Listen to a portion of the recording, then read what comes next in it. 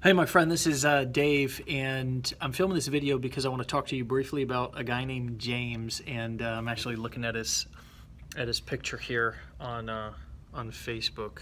You can see his face right there. That's my buddy.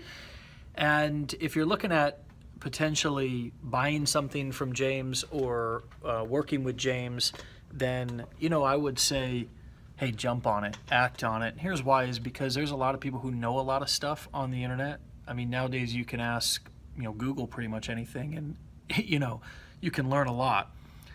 But when you find somebody who knows some stuff and who's got some results, but also has a great heart, that's when you found, I think, a magical combination. And this guy's he's got a powerful and difficult past, and he's turned those struggles into his strengths.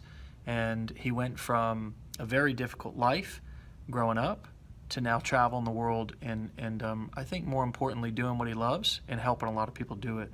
So take his recommendations and his advice, and I'd say follow the guy to the ends of the earth because he's just a good dude. I hope you enjoyed this, and I hope you get a chance to work with James.